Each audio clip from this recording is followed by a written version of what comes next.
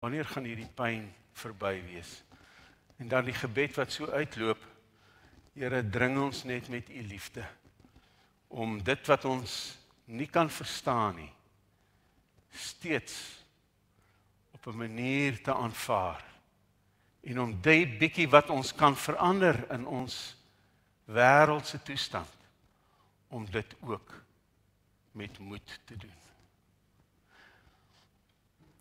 Kom ons bid. Here, dankie dat u lig helderder word. Dat ons nie net met 'n deel van die Ou Testament hoef te lewe nie. Dat ons nie maar net soos voor sonopkoms iets kan sien, maar nie presies weet wat ons sien nie. Maar dat u lig dit helder gemaak het, dat u ons nooit sal laat vaar nie. Dat u selfs deur die kruis en deur die dood by ons bly. En dat dit vir ons 'n troos gee. Maar dat dit ons ook opskerp en vra dat ons met meer moeite, met 'n beter keuse sal doen wat ons kan doen in hierdie tyd, ter wille van mense, ter wille van diere, ter wille van u naam. Ons bid dit om Jesus wil. Amen.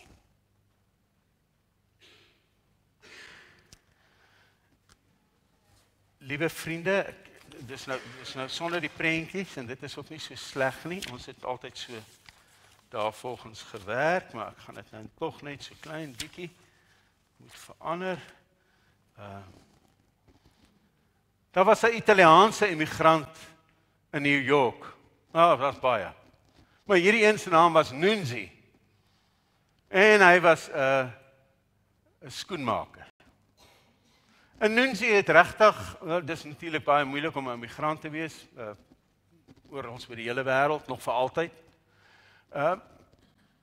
Maar Nunzi het 'n spesifieke probleem in die middag gehad wanneer die skole uitkom, dat daar 'n groepie tiener belhamels daar in sy winkel kom tyd verdwyl het en hom kom spot het oor sy uitspraak en seker oor sy katolicisme, want daar hang altyd so 'n prentjie van Christus aan die kruis en natuurlik van die paus in so Italianer se winkeltjie.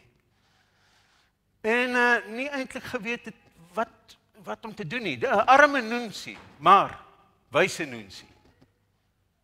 Dit lyk dalk asof hy iets van Christus se baie praktiese manier van probleemoplossing verstaan het. Toe die klomp nou weer een middag daar na skool daar aankom, toe staan hy daar met 'n handvol splinternuwe dollarnote.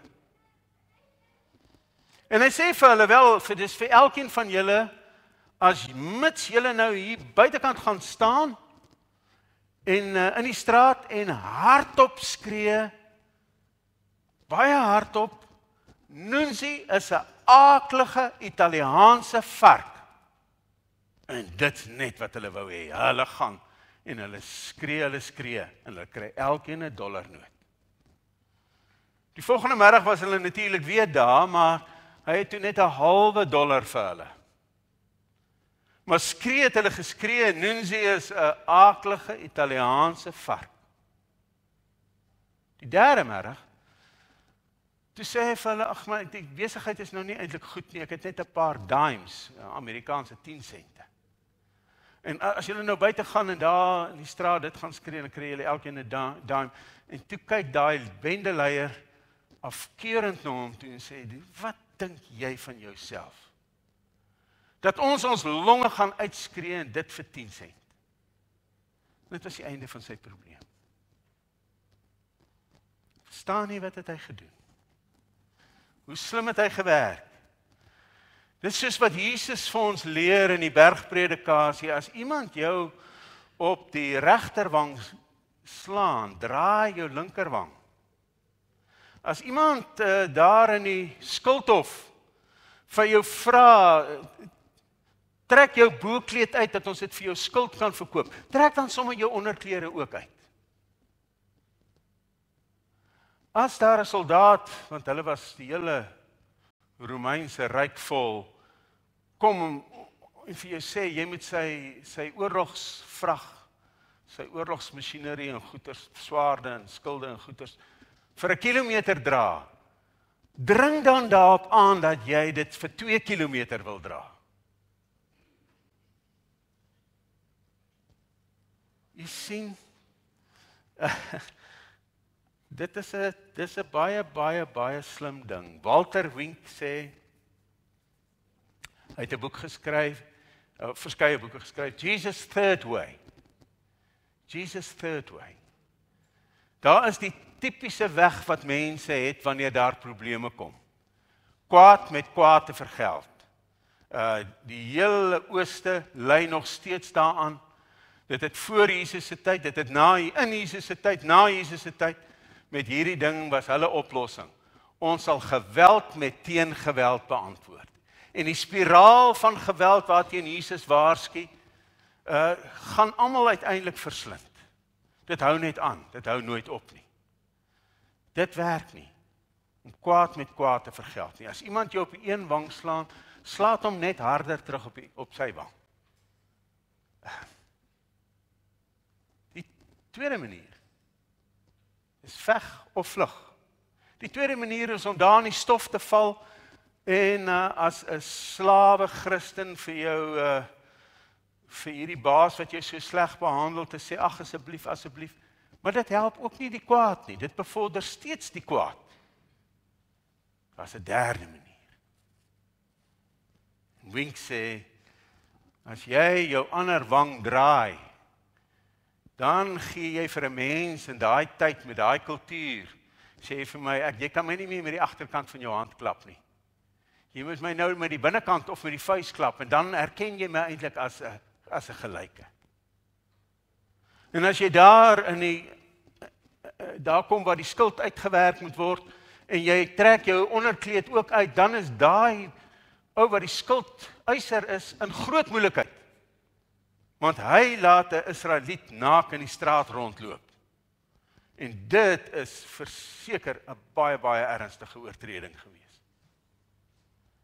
Die derde ding is die soldaat jou vra, dra vir een stadion, ek vertaal dit nou maar sommer na kilometer toe, dra dit dan 'n tweede een. As daai offisier jou sou sien, dan is daai soldaat wie se goed jy dra in baie groter moeilikheid as wat hy kan verduur. Nun, die Italianer sê nee, verander die motief. Elke werk, elke daad, goed of sleg, het een of ander kragbron, 'n rede waaroor mense dit doen. Verander daai bron en dikwels verander jy die gedrag. En hulle het 'n innerlike oortuiging gehad, hulle moet hierdie Italianer spot. En nou verander hierdie skoenmaker dit en hulle kry 'n eksterne doel, 'n gelddoel. Maar die gelddoel word minder en daarmee verdwyn die lus om daai werk te doen. Dit is 'n enorme groot skuif. En in ons lewe, as ons net mense se motivering sou kon verander, ons kindersinne, ons werkersinne, die wêreld se meningssinne, die perssinne, dan kan dit 'n enorme beter invloed hê. Veral twee, intern, as ek intern gemotiveerd is, dan word ek gedring, ek word nie gedwing nie, ek word gedring om iets te doen, ek wil iets doen, ek doen iets van harte, ek doen iets uit my oortuiging uit. Eksterne motivering is, ek word aangemoedig om dit te doen, ek word selfs eintlik gedwing om dit te doen. Ek moet dit eenvoudig doen. Laasweek was ek op die lughawe en van hierdie manne wat rondloop met daai slim honde wat so goed kan ruik, loop tussen die tasse en die mense deur. En ek besef net, hoe wonderlik is daai dier se vermoë om, wat kan hy nie alles uitreik nie. Maar die hanteerder, die man wat hom het, jy kan sien, hy is nie lus vir hom nie, hy ruk hom rond, en dis nie 'n mooi gesig nie. Hy doen dit omdat hy dit moet doen. Omdat dit die enigste werk is waarvan hy kry. Hoeveel wonderliker sou dit kon wees as die maatskappy nie mense kon kry wat lief vir diere is of vir honde is, om daai soort van werk te doen nie. Hoeveel beter sou dit nie vir die honde en vir die passasiers en vir almal gewees het nie. Waarskynlik ook vir die gehalte van die hond se werk. Baie ouers sukkel om hulle laerskoolseuns te laat lees. Hierdie land het net te veel lekker dae dat jy moet binne sit en lees. Jy wil buitekant bal skop. En nou sal ouers uit moedeloosheid sê, maar ek sê R100 gee as jy elke boek wat jy lees, hierdie vakansie, wintervakansie. Dit kan dalk werk. Hy het geen innerlike motivering om 'n boek te lees, die seentjie nie.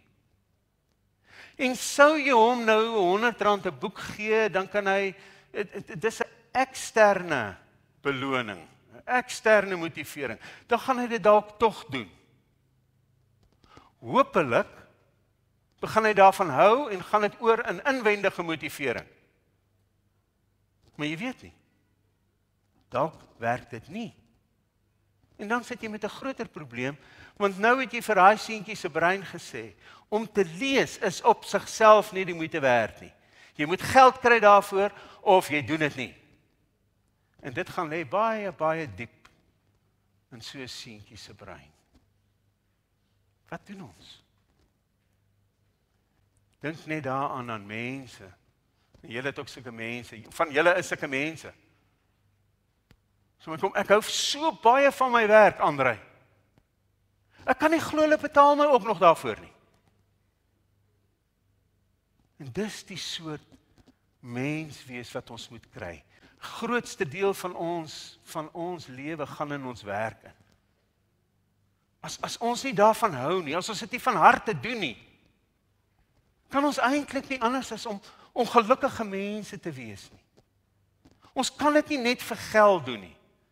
Arnold Mol wat hier bo pastoor by die Baptiste, Waterkloof Baptiste was, deeltydse pastoor, voltyds professor daarso in bedryfsielkunde by Unisa. Hy het die een na die ander boek hieroor geskryf. Motiveer jou plaasarbeider.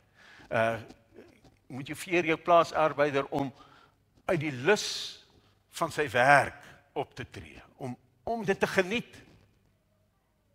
Ek dink as mense vir hom kon luister, het ons arbeidsprobleem heeltemal anders te gelyk. Ek het so 'n prentjie waar daar 'n gewone beloningskaart is van 'n skool wat 'n mens dikwels sien en dit klink na 'n eenvoudige dingetjie, wat's nou verkeerd daarmee? Die kindertjies se name is daarop en dan regs staan daar 1 2 3 4 5 6 en 'n suigstokkie. En as hulle nou genoeg alles reg gedoen het, dan kry hulle 'n suigstokkie. Dis die tipiese ding wat op laerskool gebeur en ek het simpatie met die juffrouens wat probeer om die kindertjies daarom te motiveer. Maar nou kry jy 'n kindjie soos, en ek gee sommer 'n skuilnaam, Mia, wat 'n gehoorsame, wonderlike kind is en altyd haar ding wou doen en altyd getrou is. En ewe skielik kom sy by die juffrou wat kwaai moet wees of kwaai is. En as jy jou boek by die huis vergeet het, dan gaan jy nie daai regmerkie kry nie en dan gaan jy nie daai suigstokkie kry nie. En uiteindelik is die kind by die sielkundige. Want sy ly nou aan spanning. Hierdie wonderlike kind is deur eksterne motivering en 'n gespanne wesietjie omskep. Wat doen ons? Ons kan tog nie heeltemal sonder eksterne motivering nie. Daar's 'n professor in Amerika, Edward Deci, en hy het heel wat hieroor geskryf en gesê, maar wanneer word hierdie eksterne motivering, hierdie eksterne beloning, wanneer word dit sleg? Eintlik is ons hele westerse samelewing gebou op hierdie beloningssisteem en as jy 'n bietjie uitstyg, kan jy meer kry en daaroor werk mense harder ensovoorts. En so het 'n westerse samelewing geweldig sterk geword met baie sterk individuele kragte en wetenskaplikes en navorsing en dinge, terwyl die ander dit nie gedoen het nie. Wanneer is dit nou regtig sleg? Hy sê, wanneer dit begin om jou gedrag te kontroleer. Wanneer die eksterne motivering nie daar is om jou te evalueer, om te sê, hoe ver is jy nou op die pad nie? As die ouens nou gaan vir hulle gradering met die matsporte, dan sê hulle, nee, jy's nog nie, jy's nou nog nie 'n swart belt nie, jy's nog net 'n bruin belt of 'n blou belt of wat ook al. Jy sal nog met hierdie oefen en daai kappe en daai soort van dinge om beter te word. Daai soort eksterne motivering is volgens hom nie so sleg nie. Want 'n mens sit daarby 'n klomp interne motivering.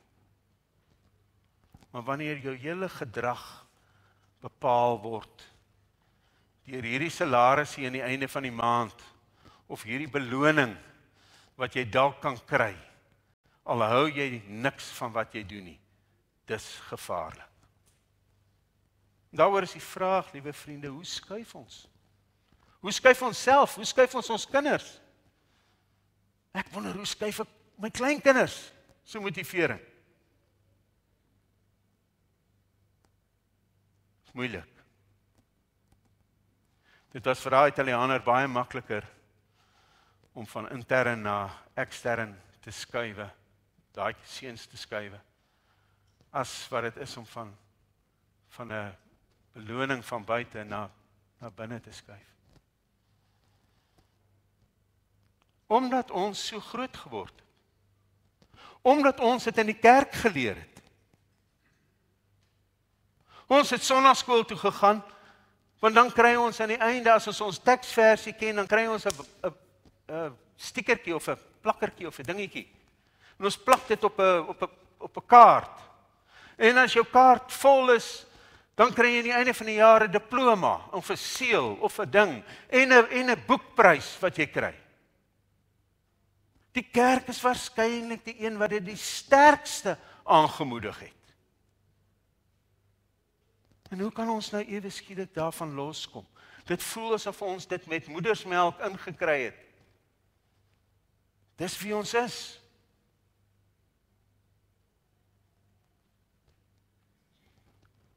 Beteken eintlik ons moet ons hele teologie skuif, as dit nog nie geskuif het.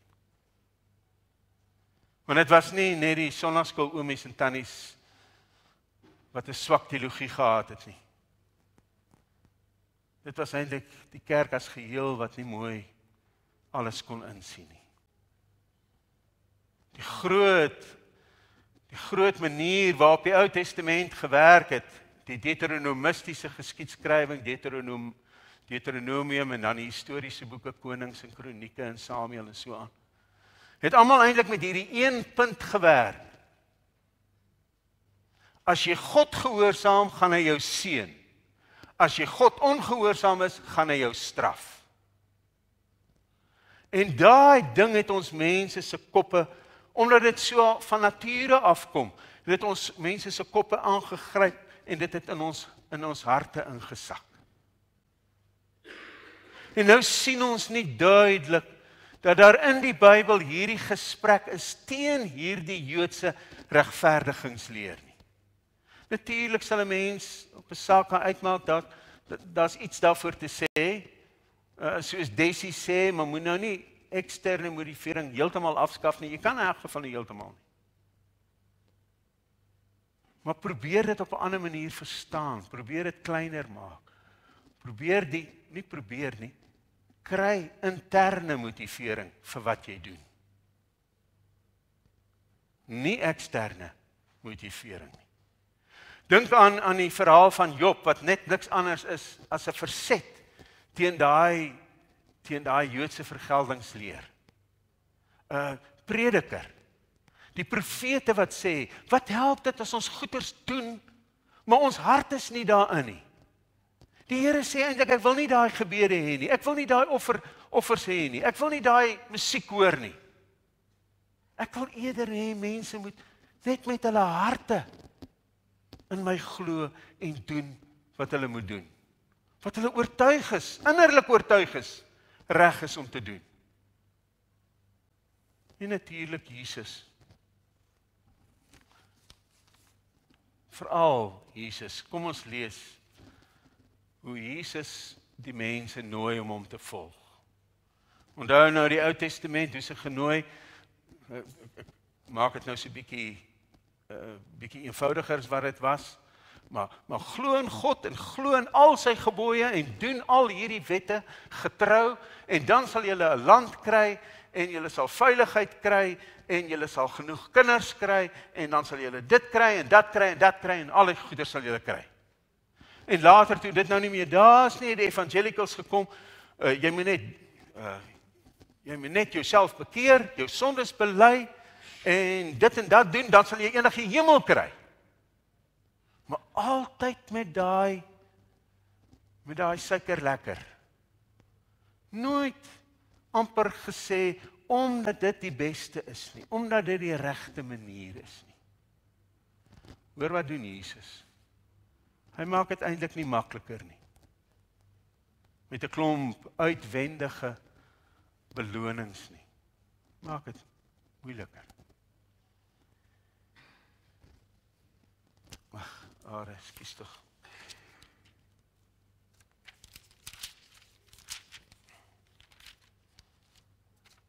Jesus het toe die menigte mense saam met sy disippels nader geroep. Vir hulle gesê, as iemand agter my aan wil kom, moet hy homself verloon, sy kruis opneem en my volg. Nie sy prys opneem nie, maar sy kruis opneem en hom my volg. Want wie sy lewe vir homself wil behou, sal dit verloor. Maar wie sy lewe vir my en die evangelie verloor, sal dit behou. Wat help dit 'n mens tog om die hele wêreld as wins te verkry en sy lewe te verloor? Wat sal 'n mens kan gee in ruil vir sy lewe? Wie hom dan vir my en my woorde skaam te midde van hierdie ontroue geslag, vir hom sal die Seun van die mens hom ook skaam, wanneer hy kom saam met die heilige engele en bekleed met dieselfde heerlikheid as sy Vader. Vriende, dis winter. Ek dink dis tyd dat ons hierdie soort goed lees. Wat is onnodig? Wat is blote sieraad in ons lewe? Wat is tyd om nou gesnoei te word? Al hierdie dinge wat ons doen, waarvan ons nie eintlik hou nie, maar wat ons dink ons moet doen, sodat ons een of ander uiterlike beloning by mense of wat ook al sal kry. En dat ons minder sal doen, maar dit wat ons doen, dat ons dit vanuit oortuiging, vanuit ons hart sal doen. Dat ons dit vir die Here sal doen. En as ons dit nie vir die Here kan doen nie, dan moet ons dit nie doen nie. Dan moet ons die kosbare tyd van ons lewe wat oor is, moet ons heeltemal op 'n nuwe manier inrig, terwyl daar nog tyd is. Wintertyd is tyd om sekere goed net te los, af te sny, sodat die ander goed wat ons doen, die ander takke, in die lente beter kan bot. En dat ons, hoe moedeloos ons ook dikwels voel om iets in hierdie wêreld te kan doen wat in hierdie land wat die mekaar loop op elke moontlike en onmoontlike terrein. Ons dalk sal vind dat daai klein bietjie wat ek doen in liefde, uit innerlike oortuiging, met passie, met omgee, dat die Here dit, soos wat hy met die seentjies se twee, het nooit so vir 2 visse en 5 brode was of anders, maar in elk geval, dat jy by daai visse en brode wat ons het, en dis al wat ons het, dat hy dit sal gebruik, sal seën. En kom ons doen dit maar by onsself. Ek wil so graag dit vir my kleinkinders doen, maar miskien moet hulle maar net sien ek doen dit. En dat hulle dalk dan ook hulle lewens bietjie minder sal maak, minder dinge, meer kwaliteit. Mag dit vir jou 'n goeie winterservaring hier in die diep winter wees. Liewe Here, ons is westerse mense. Ons het so hard deur soveel eeue geleer om al hoe meer en al hoe beter te doen en om uit te staan en te presteer en om pryse te kry, titels te verower, status te wen. Maak ons wys. Maak ons baie wys om 'n lewe te hê voor U in U teenwoordigheid, bewus dat U dit wat ons gee uit ons hart kan gebruik om U koninkryk te laat kom. Amen.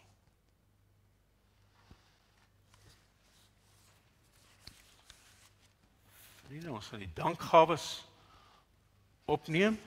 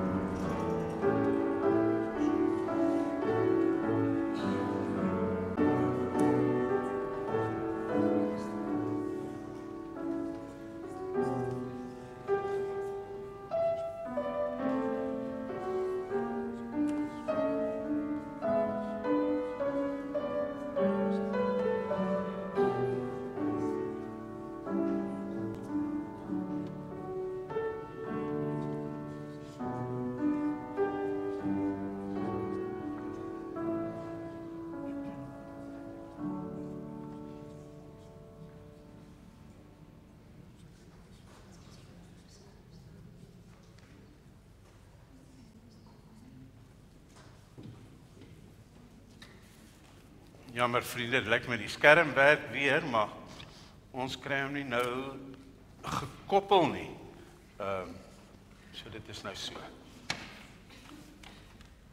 Die fotootjies wat ek hier en daar gehad het, was van die azaleas wat blom in die Karpate, in die Oekraïne, en om ons net te herinner, hoe mooi daai land is, en die verskriklik die mense is, wat alles en almal net daar eenvoudig plat skiet.